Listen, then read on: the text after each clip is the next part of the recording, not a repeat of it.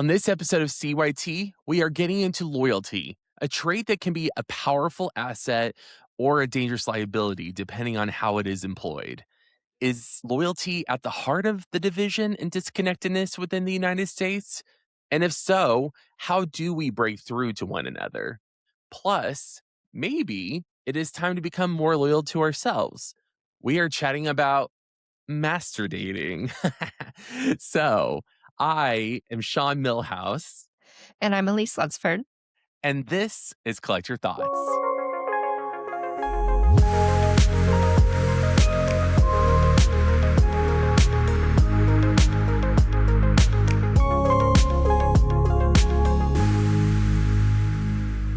Hey, Elise, welcome back. Hi. Thanks for How are having me. you? I'm Of good. course, we've been waiting to have you. We need some more female energy on this show. So, I mean, we have plenty of queer energy. There's no doubt about that. But we've been needing you. So, welcome I do back. have a uterus, so I count.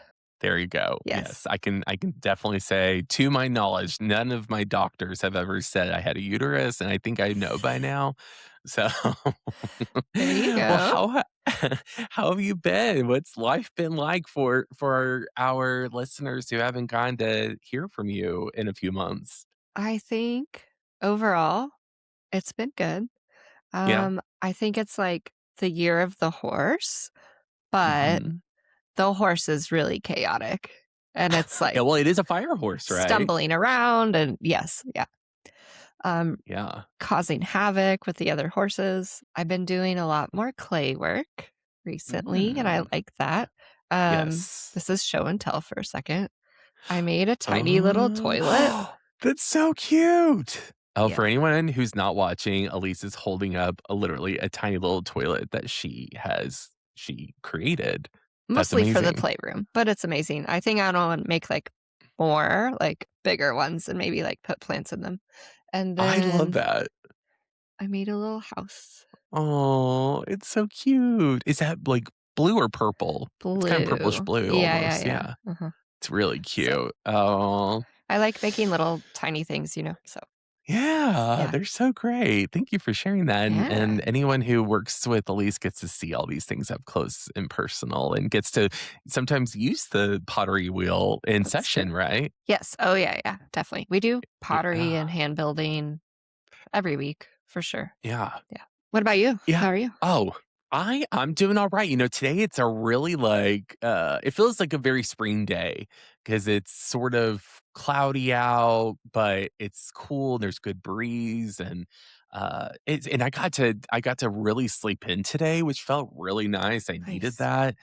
that. Yeah, I feel like the older I get, the more I appreciate a good sleep in. Oh, yeah. And especially if it's like a really restful one. Mhm. That's just like a dream. Yeah. So, yeah. So, yeah, it's just been nice and chilling then, doing Yeah. this right now with you. So, Yay. yeah. Yeah. I'm also very excited about spring, just seeing everything starting Mm, to come into bloom, and, like, we had that late winter snap, and, it was, yes. like, precarious. Are things gonna be okay? And, Yeah. but Mother Nature, like, is, like, doing her thing. So She did her thing. Yeah. mm, Yes. And so luckily we are into spring and we are seeing things change. But then I guess on the flip side of change is maybe some things that feel like they're staying the same. And that then leads me into the beginning of this week's collection. And I brought up the idea of I wanted to talk about loyalty. mhm. And I wanted to share a little bit of why before we kind of get into the nitty gritty of it all. I, I I can't help but reflect on everything that's going on in the world right now, and I think my mind is just always trying to problem solve. It's always trying to figure out, is there a way that we can get through this? Even though I know I have no like overarching global power on my Yes. own, I Yes. still can't help myself. I think that's the solver in me that wants to Uh-huh. make things better. And when thinking about that, one of the things that seems almost inherently toxic about a lot of the really extreme, especially right wing MAGA thinking is the loyalty factor. Yeah. The sense that no matter what this person or this administration does, there is this forgiveness, there's this sweeping under the rug, there's this complete dismissal of of things that are not subjectively, but objectively terrible things that are happening under this administration, things that are going against even, these people and their things that are important to them, right? Yeah. Versus like it's one thing, of course, I'm not expecting conservatives to be on the trans support train, unfortunately. Yep. That's just not usually how it looks. However, I do think that there would be more of a, oh yeah, this dude is in thousands of records related to a child sex predator ring leader. Yeah. And Epstein that, files. Yep. yes, Yep. yes, yes, the good old Epstein Yeah. files. And so it's just, anyway, it feels like this place of, well, if we weren't so loyal to some things in our lives that maybe aren't good for us, would we be better off? Which also I want to point out to people, you and I are both Leos. And Yes. Leos, it's like one of the cornerstones of being a Leo is being loyal. Mhm. That is something that is deeply important to me. I think it's also deeply important to you. I see it Yeah. in how you interact with the world. Yeah. Tell me a little bit about like what loyalty means to you and your relationship with it, whatever that looks like. How long do we have? Like 5 hours, right? Uh, We could, but it's not gonna be that no, long. nobody wants that. Nobody wants that. No. Um, I think I was just taught from a very early age that loyalty is everything. Mm, Family is everything, cohesion. You stick up for people, you show up for mhm. people.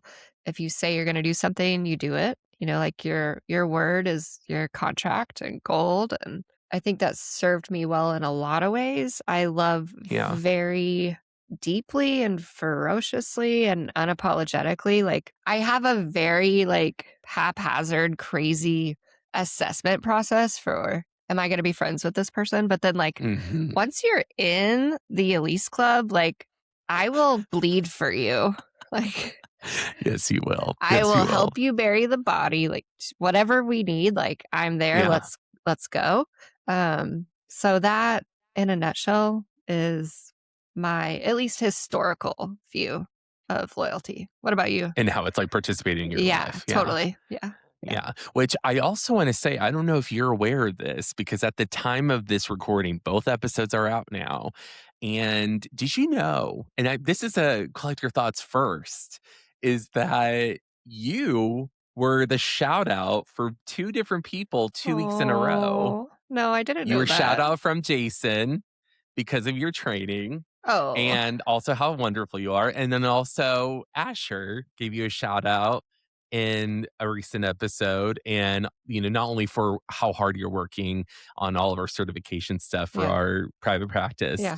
but also with just how you've shown up for them in their life. Oh, And so I just wanted to share that and give you sort of an early shout out of sorts because that is in line with the loyalty that you display and like you said being the friend that you are. So oh, I thanks. just, I wanted to just put that on you. How does it feel being a two-time shout out recipient? So good. Where's the award Yeah. ceremony? Right here, right Yes. now. Okay.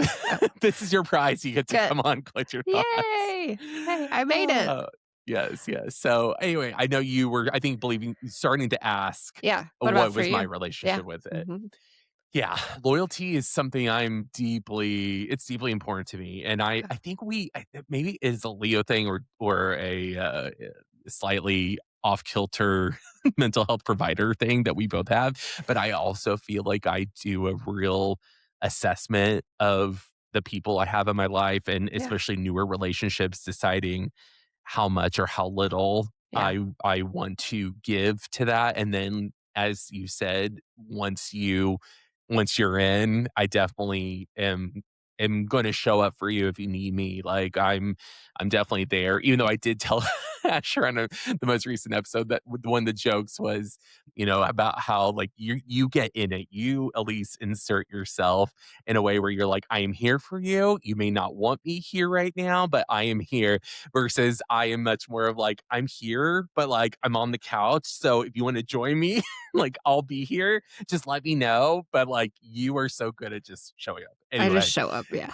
you just show up, but, like, that's the magic of Elise. You just never know when she's gonna just show up. I think that especially growing up, seeing it in sports, seeing it in even being raised Catholic, I definitely think there are Hmm. certain things that are instilled in me where I feel protective or ready to go to battle for people because of what I was taught and also the way things have been demonstrated. But then also, I feel like I've had to unbraid those strings in a way from who I am to make sure that those are things that still feel actually worth being loyal to, Oh, if that yeah. makes sense. Yeah, totally.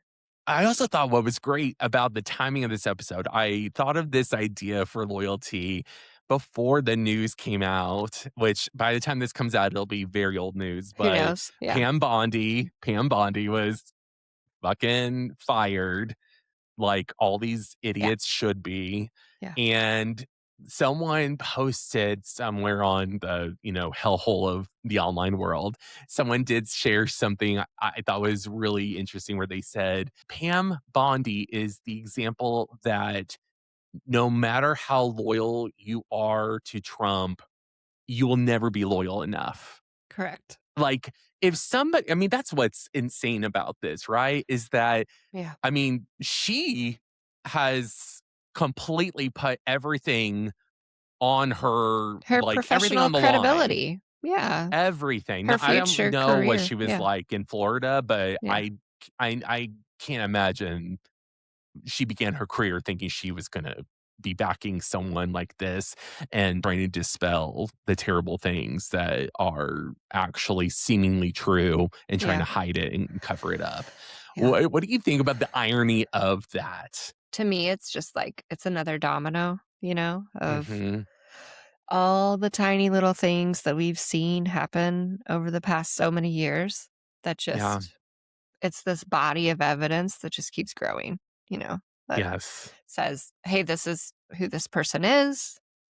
If there were any doubts, here's exhibit Z that it's not happening and Yeah. it's not supporting the hypothesis that you had at the beginning." What about Yeah. you? What do you think about it? I mean, it's just I think that's the thing I'm constantly wondering with these people. I've posed this question in different ways over time, which is I don't understand the people that choose to work for this man. I don't even like calling I like to call him trash. I don't even like to say his name. The current president, Yeah. that's I call Yeah. him trash, because saying his name, it feels like I'm invoking the devil. Yeah. Anyway, strong feelings today No, no, no. and Yeah. always.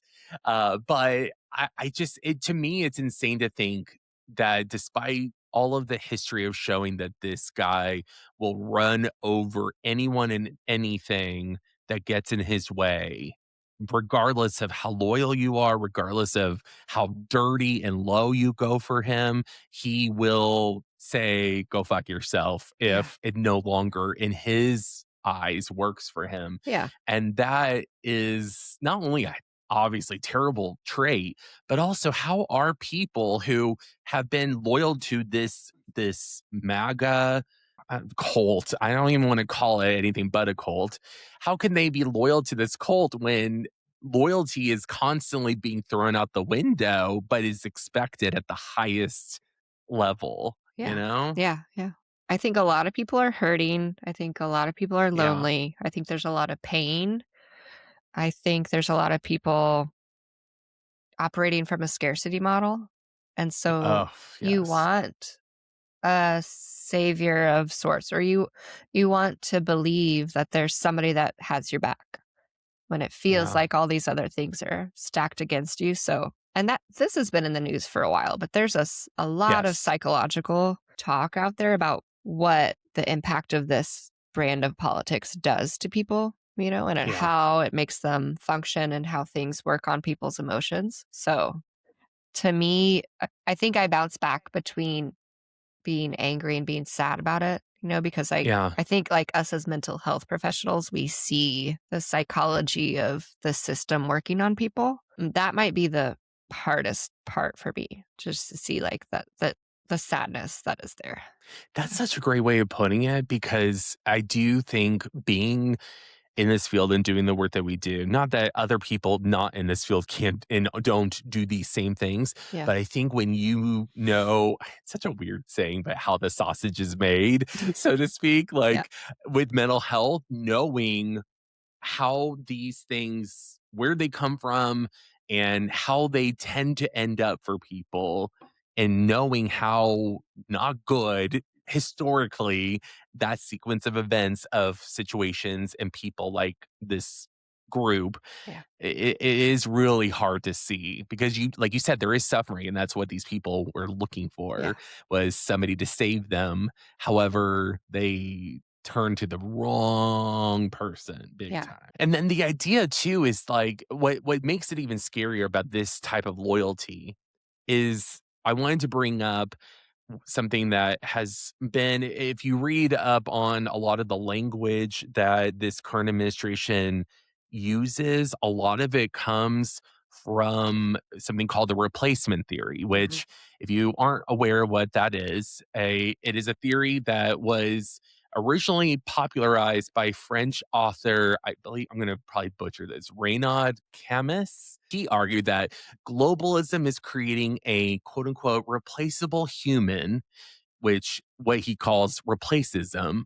And in his view, industrialization and globalism strip people of their specific national, ethnic, or cultural loyalties. And that by removing these unique loyalties, people become interchangeable units in a global market, which Camus argues makes the physical replacement of one population with another easier for elites to manage. What is so interesting about that too is they believe that what elites are wanting to do is basically bring in immigrants from other countries purely to be loyal to them and their causes as opposed to being loyal to the United States if they emigrate to here. That A has so many there's so many things wrong with that, right? Like the fact is we're singling out mostly brown and black people as Mhm. opposed to white people that typically are the immigrants that they go after. But also this idea that they don't have minds of their own to decide how they're going to be loyal. And Yeah. that also it's that simple to just win loyalty in that way. Yeah. But unfortunately, a lot of people believe this theory. And especially in the really far right extremist manosphere this idea is something that gets touted a lot. This again scarcity that you put out there earlier of I, the white man, will lose my power if all these other people potentially get power of the same level too. And I think too, there's, the theory, like you said, has a lot going on there.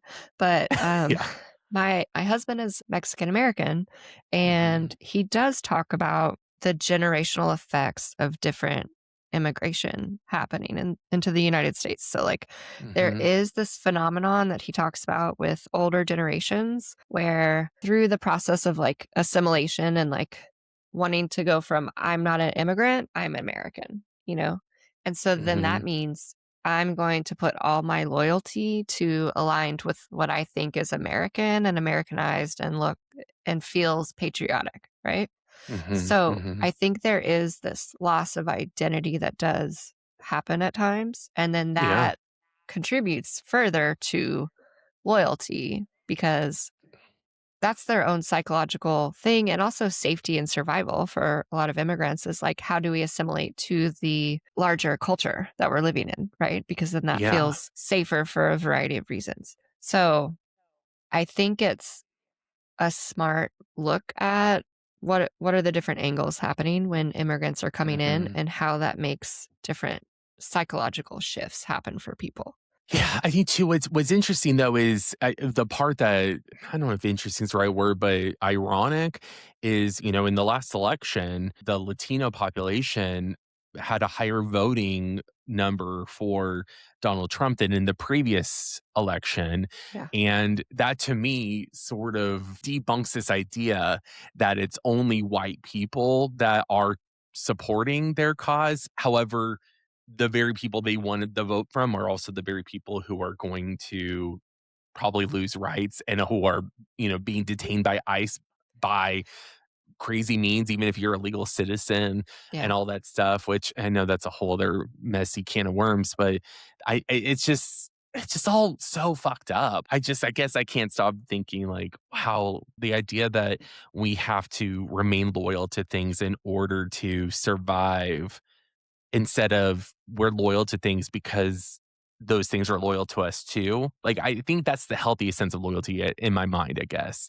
Right. is that we are able to trust that that thing that we're loyal to is also going to hold us and have our back if we need it and not just a one-way street, which seems to be the MO of this administration. Yeah.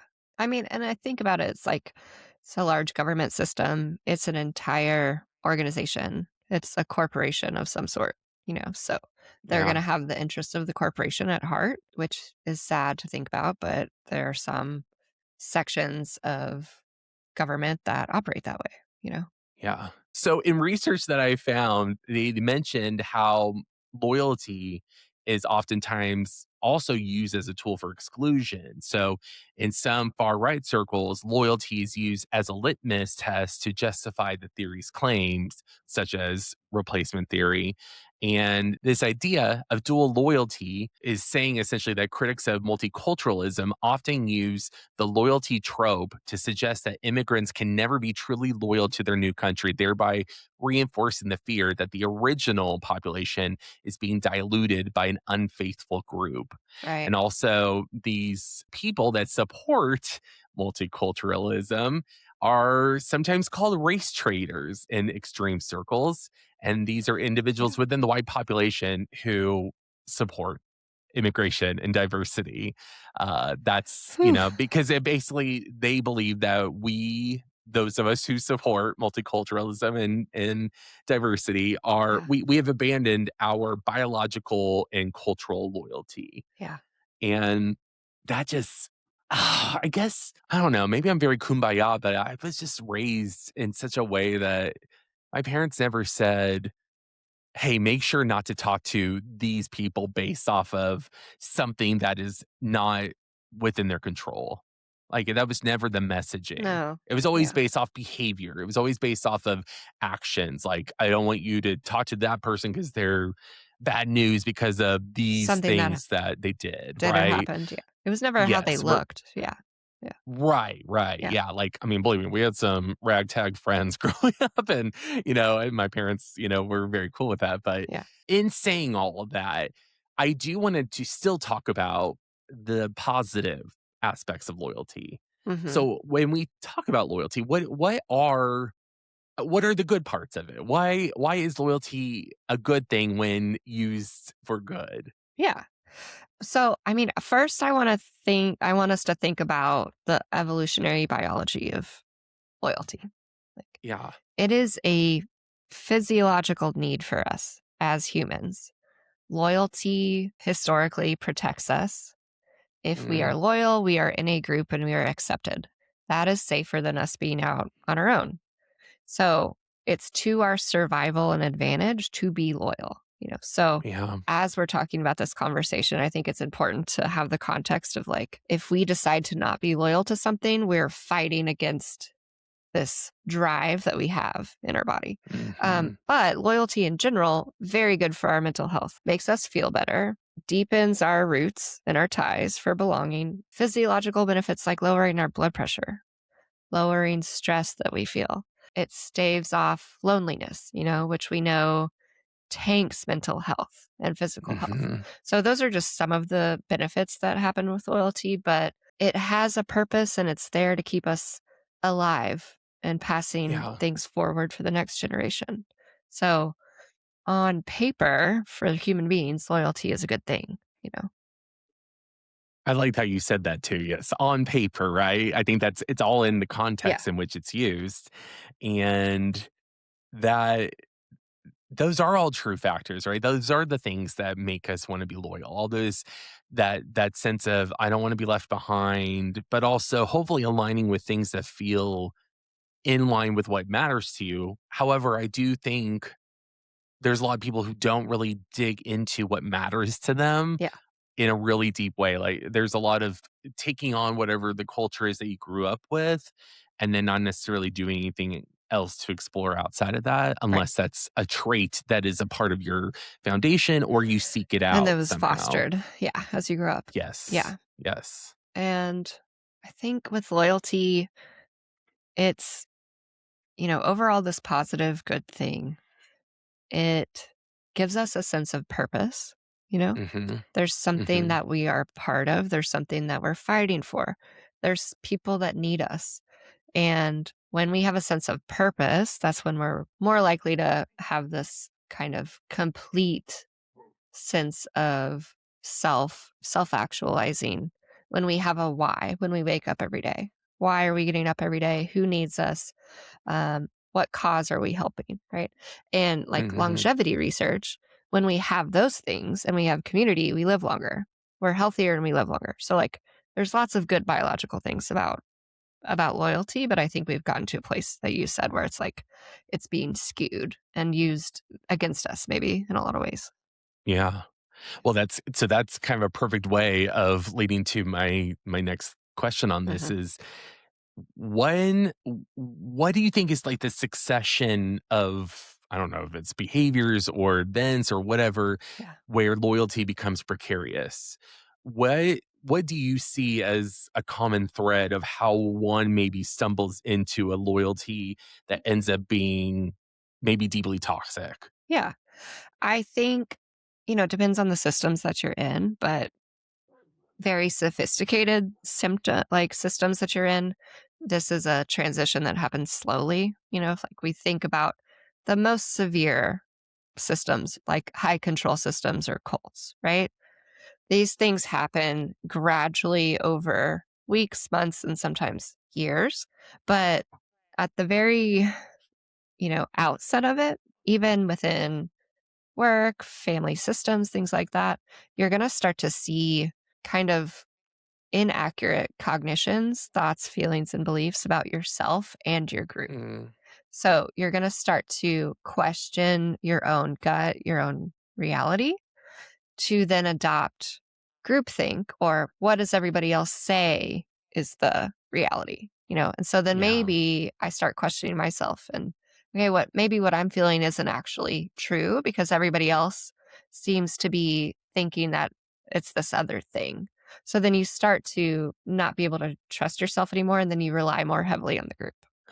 That is yes, I feel like we see that, right? We see that big Yeah. time in a lot of things in the world right now. Like, as much as individualism is something that's spoken about a lot, Hmm. it does seem like there's also this there's a lumping of that way of thinking that Yeah. you just mentioned where it's like the things that tell you your spidey sense is tingling, be careful, Hmm. or this is precarious or dangerous or not good for you. It Hmm. seems like those get doled out the further, the deeper you go into extreme loyalty Yeah. situations. Yeah. And, there's positive effects of that, can be kind of borderline delusional of like, oh, I feel loved and accepted by these people. They get me. I feel safe with them. They protect me from X threat that I feel. So it's like, even if at the beginning you might see some things that are questionable, there's other things that outweigh that say like, oh, well, that's not a big deal. And then you Yeah. rationalize your way and maybe you have some mental gymnastics on like it's actually not a problem. I think it was just a mishap, and so I actually love this group no matter what. Yeah. It seems like there's always this giving the benefit of the doubt, even when there should be absolutely no doubt. When there is so much evidence or so much display of something that seems objectively not good, Yeah. and yet they're in for the ride. They're like, I'm strapped in, I'm all in, and I guess this is what we do now, and, like, they Yeah. just do it. Yeah, and I think part of that's the, like, in for a penny, in for a pound mentality. I think there's Mm, some people that are like, "I have put so much psychological effort, time, money, emotional labor, whatever it is, into this thing. I can't cut and run now." Like, you yeah, know, and I think part of that is, like, I don't know about you, but being, like, we're both raised Catholic, right? So yeah, just that you're not supposed to change your mind, you know? You're supposed to right. have conviction. We can't be Yes. ambiguous about things. We need to be fearlessly going towards the thing that we said that we were gonna do, right? So, like, commitment is a big deal. So I think people, assume if they leave something, then it makes them look bad. It makes them look wishy-washy and unreliable. Wow, that is yeah, I don't think I thought about it in that lens before, how you just worded that, but it really is that ambiguity is something that is deeply scary for a lot of people, Mhm, especially those who have decided to tie their their identity to something mhm. as like, this is my faith, this is where I'm from, this is my political party, this is my team. Like, Yeah. it's with that same fervor, even if the consequences are well beyond a recreational activity. Yeah, yeah.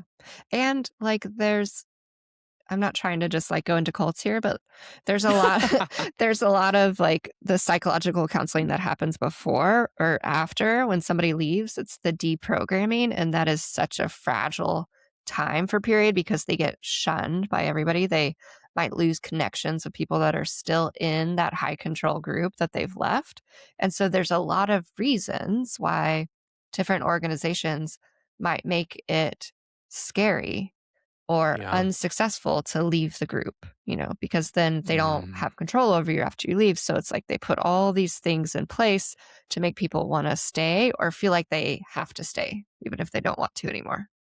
Yeah. Yes.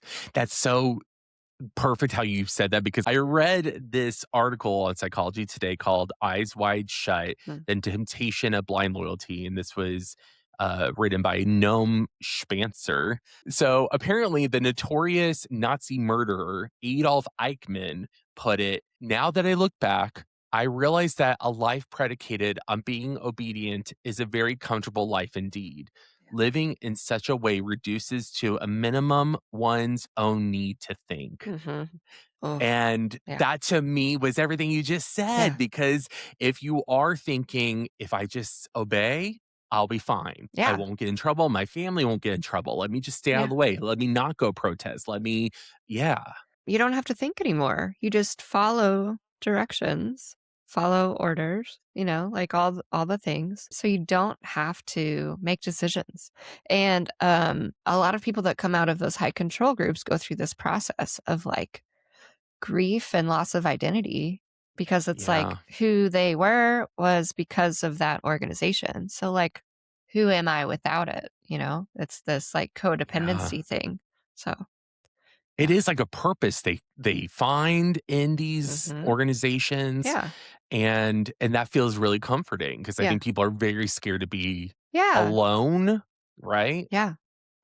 Yeah. Loss of community is huge reason that people stay in the communities that they stay in. Yeah. Yes, which, yeah, if it's a healthy one, if it's one that truly enables that ambiguity you mentioned Hmm. earlier, or flexibility, or just a range of Autonomy, uh, diversity. Yeah. yes, like those are wonderful elements that loyalty can strengthen. Right. But yeah, if it becomes a fit into this box, fit into this mold, and keep your mouth shut, Yeah. like, basically that, yeah, like, how do people not Yeah. live and lead by fear? Yeah.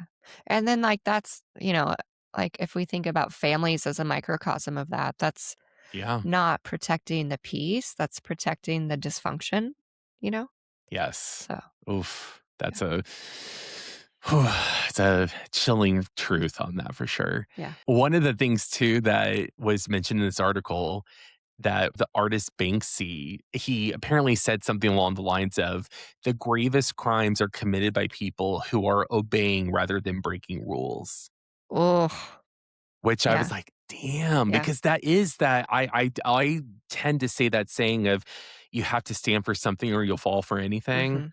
I Yeah, really do believe in that wholeheartedly, and I feel like that maybe is part of the disappointment for those of us who don't understand how people can remain aligned to this party and this I don't know, I don't even the cult, I can't stop calling it that, is that it is sort of this, what do you think is going to happen once this is over? But I guess that's the thing, is they truly believe it's never gonna end. right. Yeah. Yeah, that's the only timeline that matters, you know? Yeah, There's nothing else without it. So, there's no future yeah, without it. It's there forever because I think it's like mhm, it then becomes your safety base psychologically so that then there's no need for thinking about anything outside of it, you know? yeah. People Yeah. seem really scared to think. They seem really scared to allow themselves room to think. Yeah. Yeah. I think a lot of us have decision fatigue, right? Ugh, amen, We are yes. so overstimulated with different things, you know, beside just outside of screens, social media, like everything Mhm, is happening. Just finding a quiet place where there's nothing happening is difficult unless you yeah, live in a very rural area, I think. mhm, Um, I think then we're flooded with news, we're flooded with all of these things. So it's like we don't even have the brain space to think critically. And I know all that's intentional as well with some exactly. organizations. It's like you flood the zone so then people become paralyzed with overwhelm, right? Yes. So thinking and critical skills shut down when we feel overwhelmed. We know this as counselors, you know. We start living in different lower regions of our brain instead of thinking about things. Yeah. That Yeah. actually played into one of the things that I read, in the book On Tyranny by Tim Snyder, I believe is his name, and basically one of the things they said is that the hope of people who are trying to create fascism, authoritarian movements, Hmm. is they want you to give up your, basically, like, let's say they want you to succumb. They want you to give in. They want to see you give in before they have to push. So Hmm. basically they'll make the threat, and those who are like, "You know what? It's safer to just give in than Hmm. to push back or fight." Like that is one of the first major things that empowers authoritarianism, Yeah. which is, I think, exactly how we got here. Think about how many people acquiesced and have allowed themselves to become complicit in this Yeah. because it's easier to, get along to go along, you know? Yeah. Well, and also that fallacy of, well, if it's not affecting me, it's not my business and it doesn't matter if it doesn't apply to me, you know. Which is Uh, so fucking selfish. yeah, and I think it's just like the lack of long-term thinking of that like we're Mhm. all connected. Like if I'm suffering, you're suffering. Um and that's just the individualization I think that has happened to the extreme. And also along with the loyalty, like we've talked about all these systems, right? That like Yeah.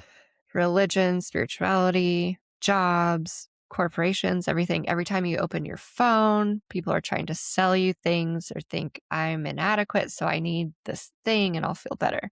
But Mhm. even like, you know, marriage, families, having kids, I think if there's one thing I really want people to take away from this is we are subject to all of these systems, a lot of them invisible, a lot of them may not know about them, and they seem beneficial or they seem innocuous, but there's always part of the globalization at play. There's always Mhm. part of consumerism. There's always part of capitalism. So, marriage and loyalty and staying together and not getting divorced was a huge thing historically to keep people together.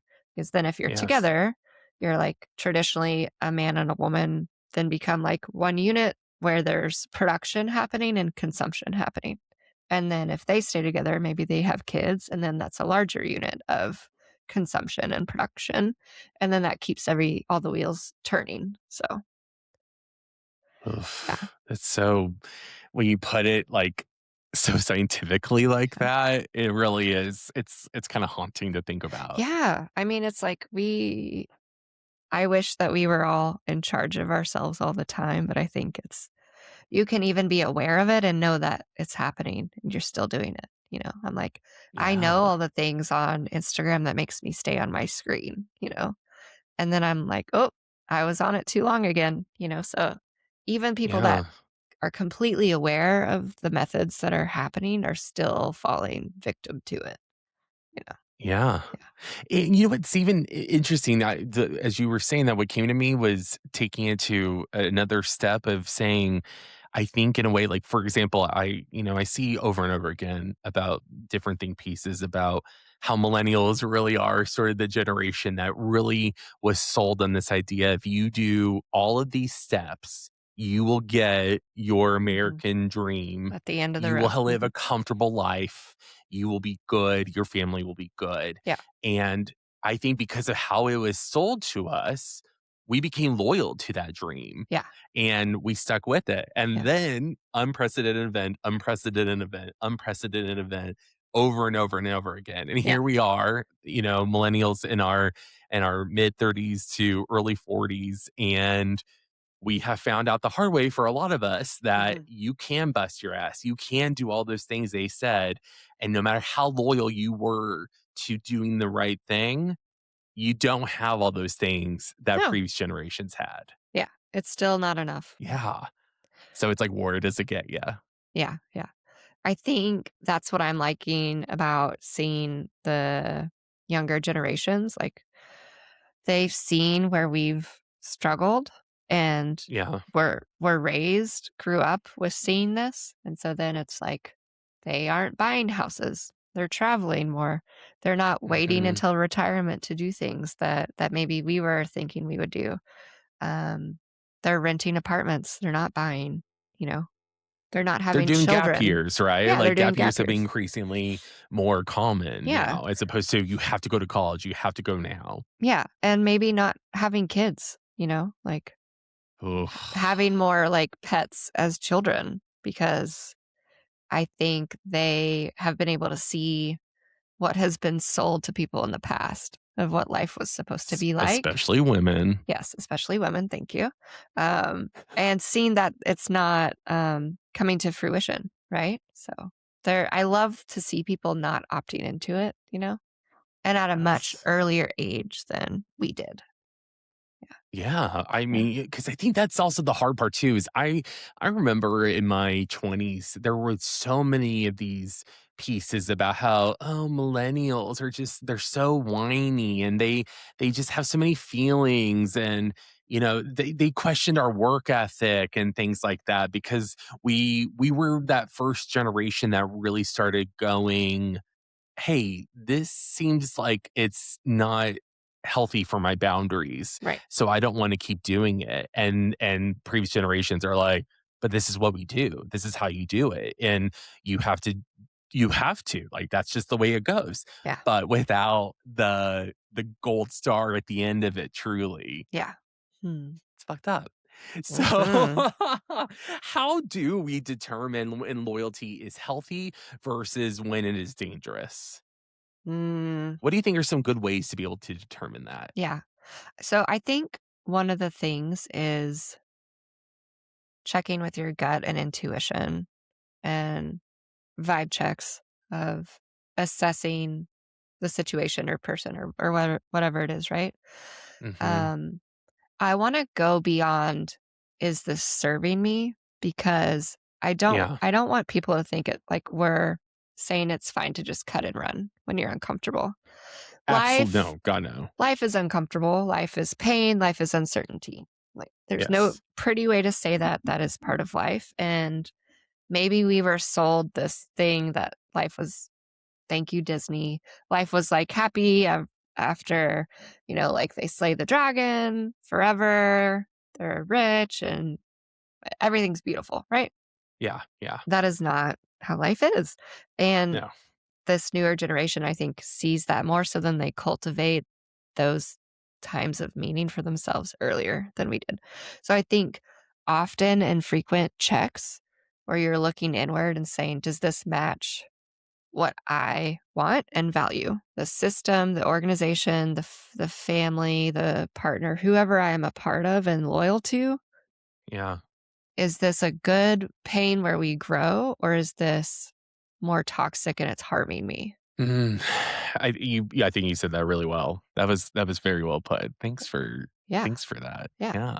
I think especially what you said was really important about the not cutting and run part, because I do think there can be this oversimplification of saying I'm not going to acquiesce or agree with this just because it's the easier thing to do. And so sometimes that's described as you're being difficult, you're Mhm. wanting attention, or you're doing it for reasons that are outside of acceptable. And that I think is so important to say, no, we want authentic connections. We want authentic, real, healthy, sustainable, and thriving connections Yeah. and industries and organizations. And if things get in the way of that, or they're done unethically, then those things should be called out, Mhm. you Yeah. know? Yeah. I think deciding, like, you look back in retrospect and see, was this reciprocal? You know, this Mhm. relationship, job, family gathering, whatever it is. And then oftentimes I feel like I will think something was reciprocal for a while, but then I will go back and look and I'm like, oh, that was really one sided, or that was Yeah. skewed.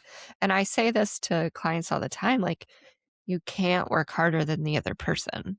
You know, you, That's something we learn in grad school early on yeah, with clients. yeah. Yeah. Like you can't work harder than your clients. You can't. So like you can't work harder than your boss is.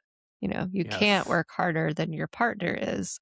To make something work, it's a group effort project and everybody has to be involved. Mutual commitment. Yeah, and so, Yes. like, whatever system you're a part of, family or larger, you have to ask yourself, is it meeting everybody's needs? Is everybody treated with kindness and respect?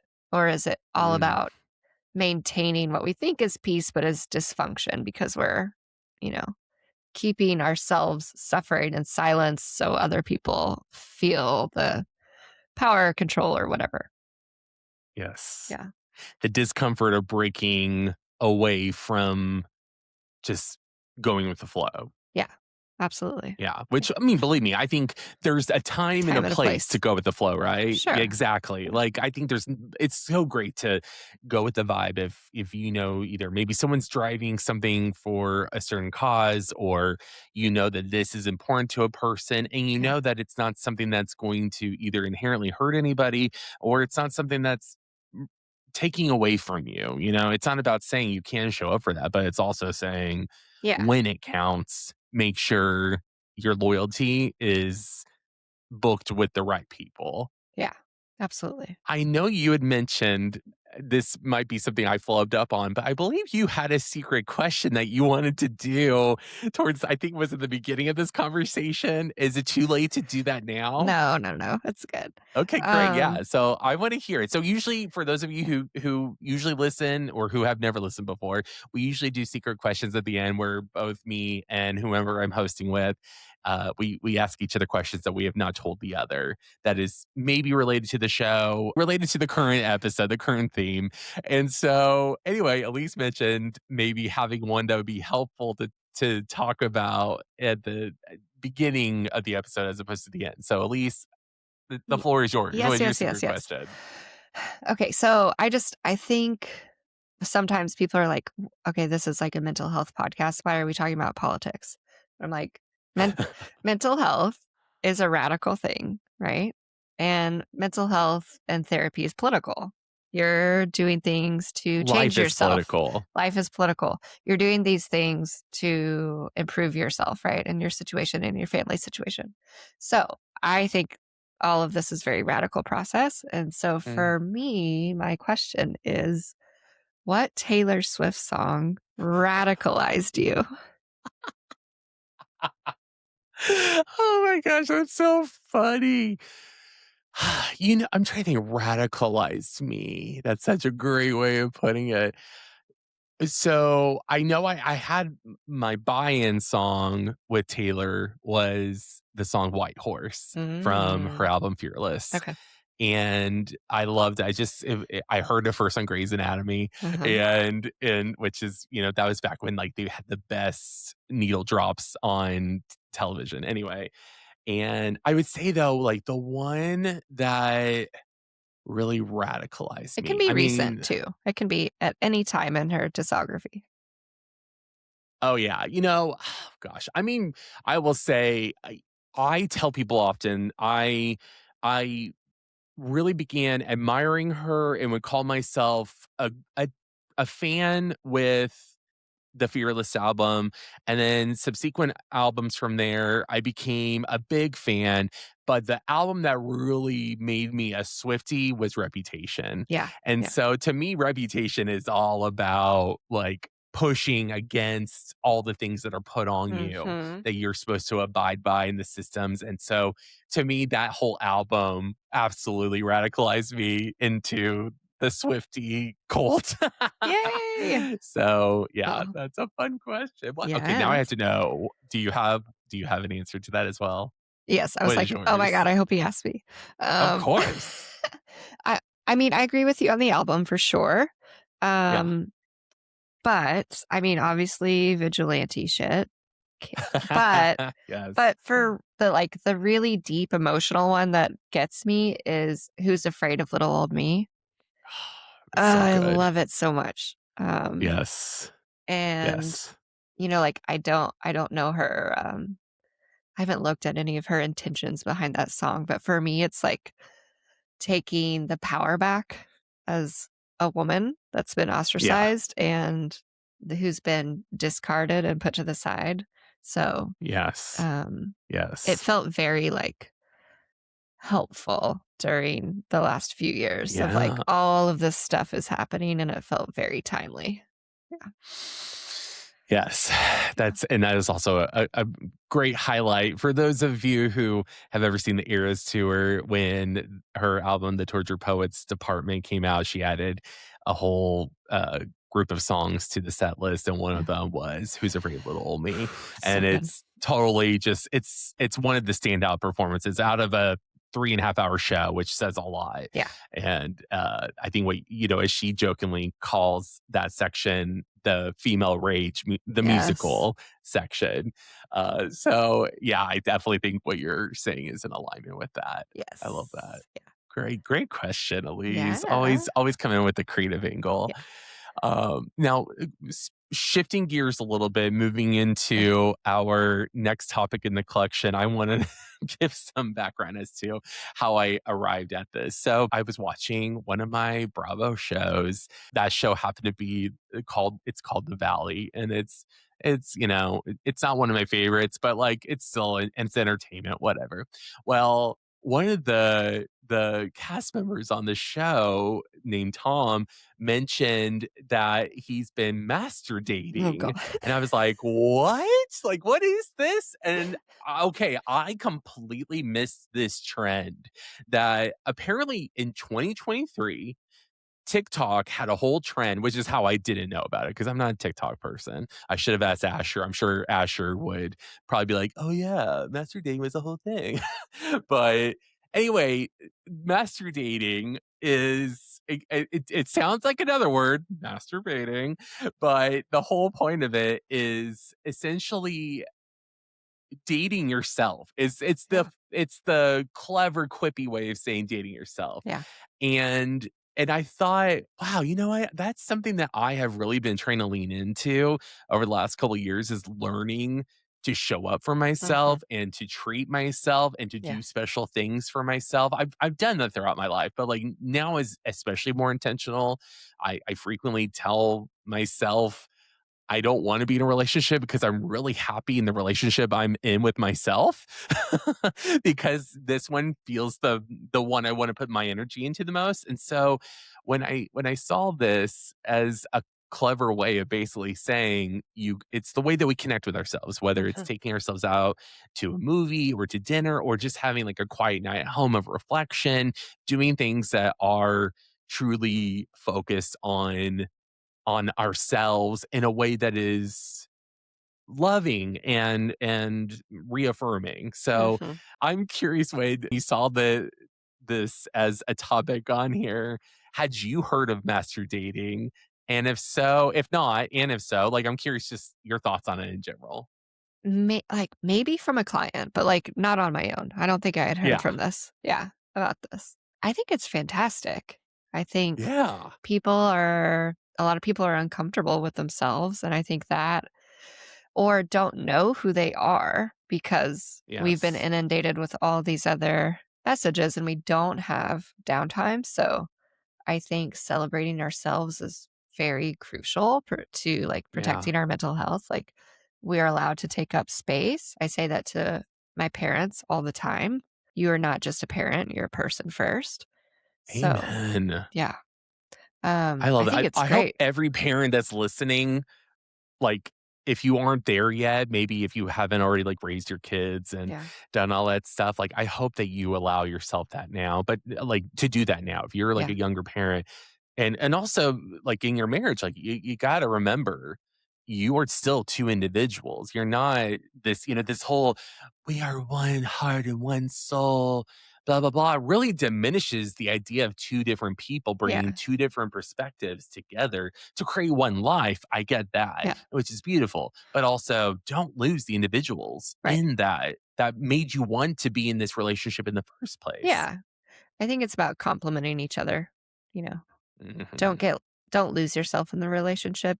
You should be amplified in the relationship. And if a person doesn't support your need for master dating and then also want that for you, Yeah. then that to me is a huge red flag. Totally. Like that Yeah. that to me says, "Oh, codependency." Yeah. Like Yeah. there's something fucked up going on there. Yeah. Control, you know? Yeah, that if you spend more time with yourself or focus on yourself, you must not care as much about me in Right. our relationship, which Yeah. is toxic as hell. Yeah. One of the things that this article that I found, also a Psychology Today article that was masturbating, the new TikTok dating trend. Again, this is from 2023. Okay. And the article had this really interesting quote that I wanted to share. And it said, why consider master dating? Believe it or not, rejection is still a real possibility when asking yourself for a date. This isn't due to using the wrong pickup line on yourself. Rather, not everyone can stand being alone. Mm. Which I Yeah. thought, like, that's so true, and that circled back to what you were mentioning earlier about the fear of being left behind, the fear of being excluded and cast off, Yeah. and how that I think is also something that has made us afraid to sit with ourselves and be with ourselves and to treat ourselves, even if we're not in a romantic relationship with another person. Yeah. I think the important thing to know is also that's like this applies to everybody. Everybody at some point in their life is susceptible to malicious influence, you know, Ugh, from a group, yeah. right? So we're most vulnerable when we are not comfortable with ourselves and our own skin, you know, when we don't know ourselves, when we don't know our values, because we want to be a part of something. And so Yeah. it starts with us. Yes. Yeah. So I'm curious with master dating, what are your experiences with master dating? Oh gosh. Are you good at master dating, Elise? Jeez. Get your mind Yes. out of the gutter. Oh, I'm sorry. It's my Ah, comfort space. it's okay. Um, Just another time, another episode, we can get into the gutters of our okay. minds. Oh, I'm looking forward to that. Okay. Oh, good. So I do try to, I'm not great at this, but I've been getting better where I've decided I can take up financial space for myself. Mm, I like getting things for other people putting resources towards other people. Like I will spend way more money on like a big project that is utilitarian, but then Yeah. like tiny a bit amount of money that I think is like not practical or necessary. I'm like, no, I don't need to do that. Yeah, so Yeah. I'm trying to like rewrite that script of not everything has to just be functional to have purpose, you know? Ugh, Yeah. that's true. That is so true. But even though, would you say that this is something that helps you become more functional? Yes, I think emotionally and mentally it Yes. will Yes. because and sometimes like physically, yes, more functional if I get something for myself, right? But it's that like internal change that we don't see, so then we don't put a lot of energy to it because we might not see the changes happen like we do in the external world. Yeah. Yeah. Yeah.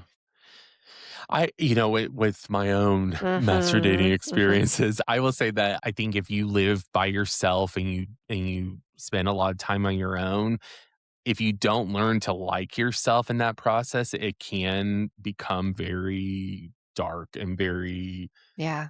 unhealthy, right? Yeah. And so I remember probably 10, 15 years ago, really beginning like I would going to the movies by myself. Like I Mhm. love going to the movies by myself. I Yeah. love I you know, I love going with people, but also Mhm. there's something so nice about I can sit where I want. I don't have to ask anybody anything. I don't have to talk to anybody. I can just be here for the experience. And it's purely about like enjoying my movie theater popcorn Mhm. and the show Mhm. in front of me. And it's not scary if you can know that it's there's nothing wrong with it, right? Like, I Yeah. think there's this thought that every activity needs to have, like, another person. Like, Right. most things are built for pairs or groups Right. as opposed to solo, Yeah. and that's just so not fair. No. And like as we said before, it's from these larger systems at play that says that you need to be in a group at all times, you know?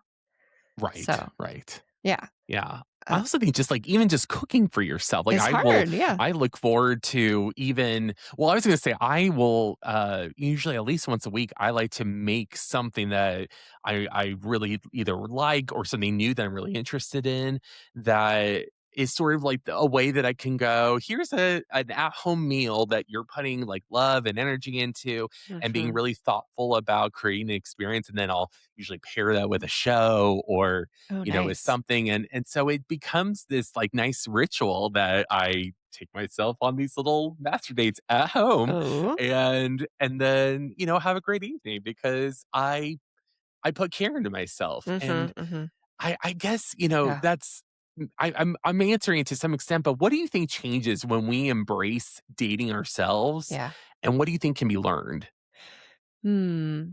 I think I wanna say, like, I don't think you just have to love yourself first before you can love other people, Oh but God, no. I do think when you love yourself and show yourself compassion, you are more comfortable with yourself, I think you and love more deeply. you love more deeply, you have more capacity to love other people. I also think that it changes the energy that you put out in the world when you feel better in your own skin, you know? So, Yeah. like, for me, when I was younger, I would not pay attention to, like, hygiene, grooming, taking care of myself. And so now, like, I will have a spa night. I'll do a face mask. I'll do a scrub. I will do like a hair mask. I will do all the Yes. things that probably like my 12-year-old self looking at like the like teen girl magazine articles would be like so excited about. Um, Yeah. but to me, that was like back in the day, maybe like not necessary. Like that's just like this extra like thing on top. I don't really have to do it. But now it's like, no, I deserve nice things and I can have nice things. And then they make me feel better, you know? So Yeah. yeah. Yeah, and I think too, if we don't, especially during times like this, I think that's another reason why I wanted to go into this topic is because I think with how heavy the world is, and I know, we talk a lot about politics on Yeah. this show. I can't help it. It really is our world Yeah. right now, and a big part of taking care of ourselves, though, is making sure that we do special things for ourselves Yes. and love ourselves through whether it's healthy distraction or loving care of our body Mhm. or of like you said, even gift giving can be for some of us really rewarding Yeah. and feel like it's like a gift to ourselves when we see someone really love a Right. gift that you put thought and care into. Yeah. Yeah. I'm curious about Elise, how can we as human beings, how can we master date better? Oh, Sorry, I'm Lord. laughing because Elise just made this face because I think she's just like, "Oh, that word." And that, that's why I wanted to say it because it is such a, it's clever, it's quippy, good old ticky tacky. Oh, how can we do this better? Okay. Yeah. How do you Mm, think people can show up or learn to show up for themselves better in dating themselves? yeah. I think it's like I wanna go back to, like, being sciencey about it, I'm like, Yeah. "What are you putting into your brain?" You know? Because I think it Mm. starts with the message, and it's what we're exposed to. You are So, what you consume, both yeah. like food and thoughts. Yeah, so are we putting all of our energy and receiving all of our messages about other things, or we're not enough. We're not doing enough. We need to help more. We don't deserve this thing, or we can't afford this. And even if it's like a $2 face mask, like Yes. all these things that we reinforce to ourselves that we can't or we should not take up space, Mhm. emotional space, financial space, anything. So I think part of it for me and like what I would say with clients is first challenge what is the data that's coming into you first? Where is it coming from? And what does it make you feel like? What is it telling you about yourself? And then you do this assessment of like, are these healthy things for me to be around and listening to or Yeah. not? Because then I think removing them makes space for the self-compassion, and I'm not expecting a sea change for people, but then you Yeah. have space for the self-compassion to take root and then to grow. What about you? That's yeah, no, I Yeah. love that. That's so well put. To me, one of the things that can help people master date better is the knowing that it's not difficult. Like, I think sometimes we can Yeah. overcomplicate, like, oh, how do I make this some big event or something super involved? And it can truly be going on a walk on a nice evening Yeah. by Yeah. yourself or reading a book or going to a park that you've driven by a million Yeah. times and sitting in nature Yeah. or coming up with a list of things that you want to do Mhm. before certain milestones in your life. Yeah. Like it can be free to Yeah. do this. And I think that's what's important is it doesn't have to be this huge event and like super expensive. No. You don't have to, you can court yourself in healthy Yeah. ways. This does not have to be a week at the spa. No. No, which It's and if you want yeah, it to, can be. great. Yeah. Yeah. But it's like, Yeah. stop in and get that coffee at the place that you drive by every day and you always Yes. tell yourself that you shouldn't, you know? Yeah. Yeah. Um, I also want to say another layer onto this is part of this, like dating ourselves, is that we hopefully are creating these rituals. And what we know about rituals is they're very regulating, Yeah. they're chock full of making meaning.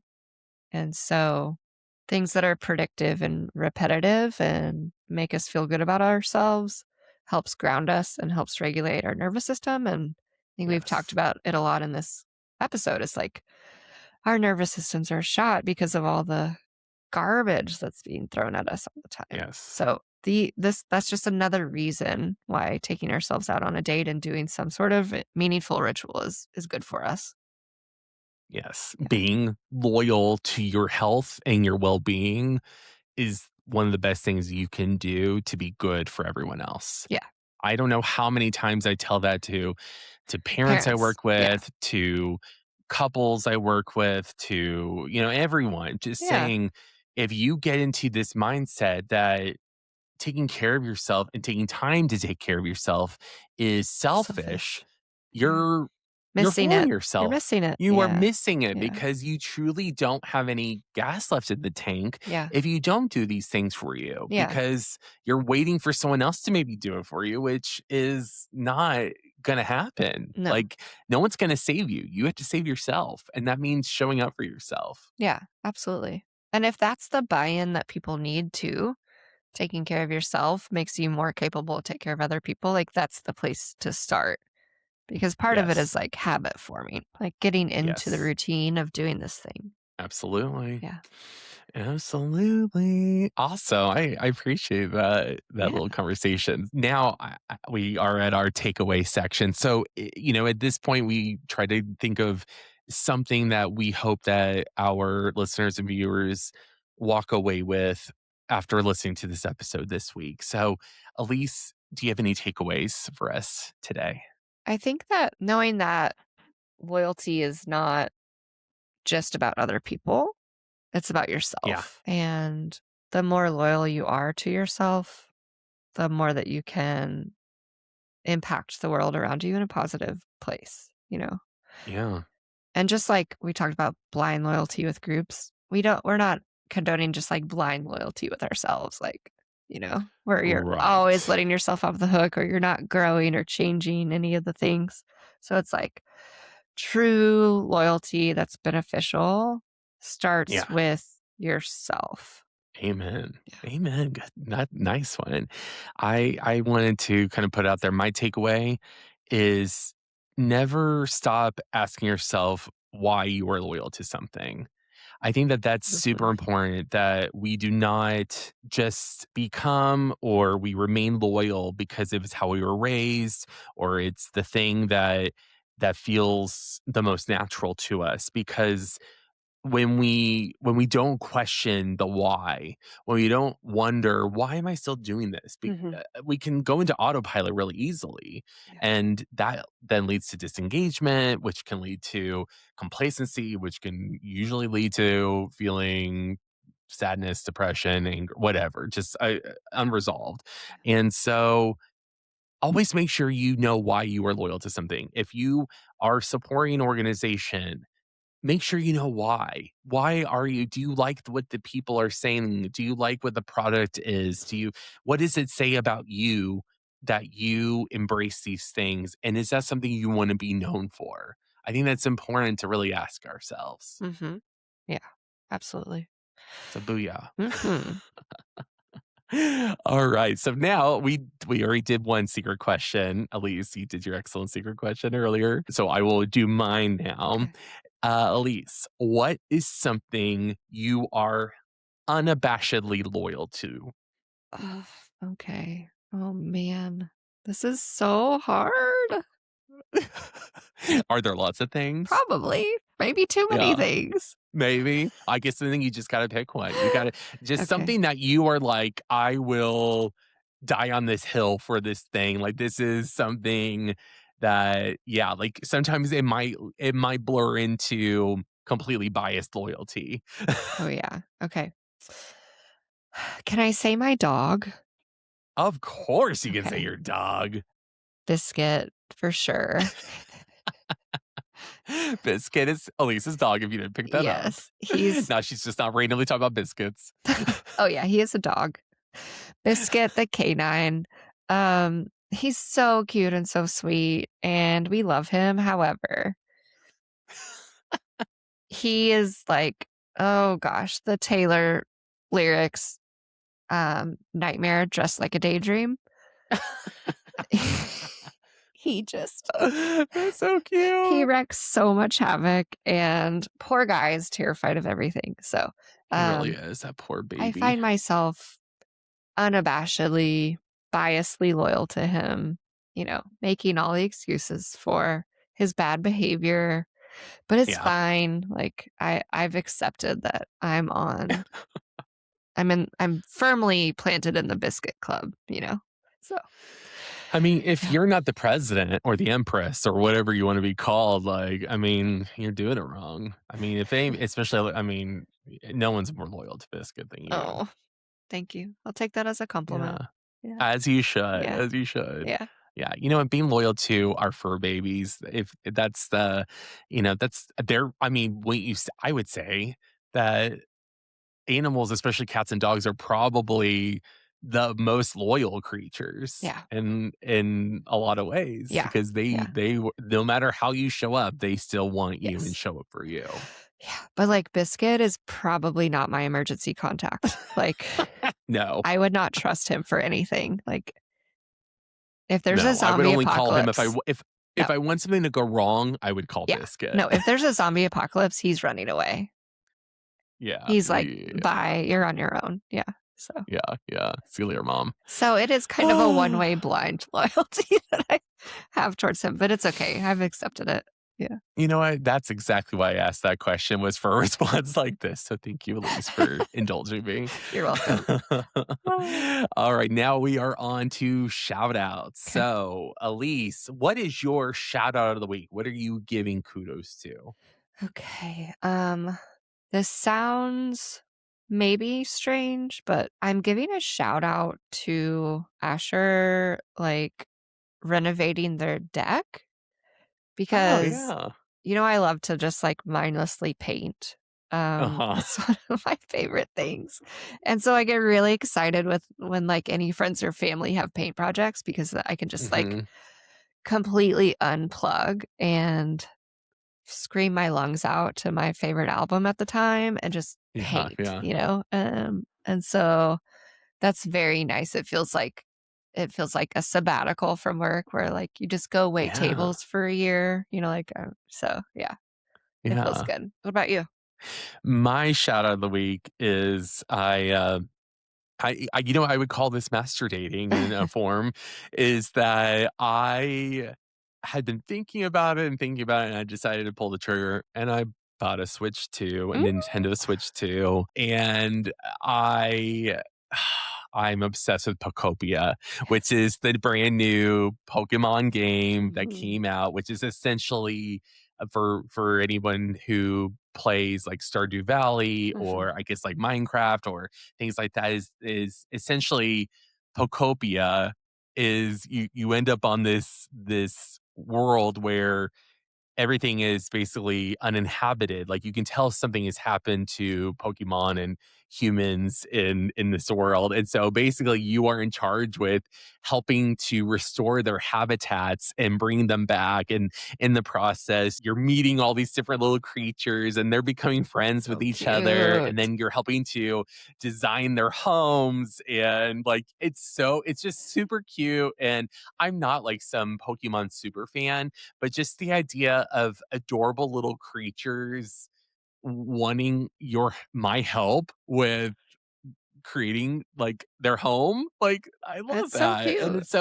And it's like a little escape. I mean, I Mhm. feel like it's going to be endless. There's so much to do, especially just all the things I want to design in this world. But Yes. anyway, it's just been a nice escape. So I am giving Pokopia my shout out for this week. Nice. That sounds lovely. Yeah. Yeah.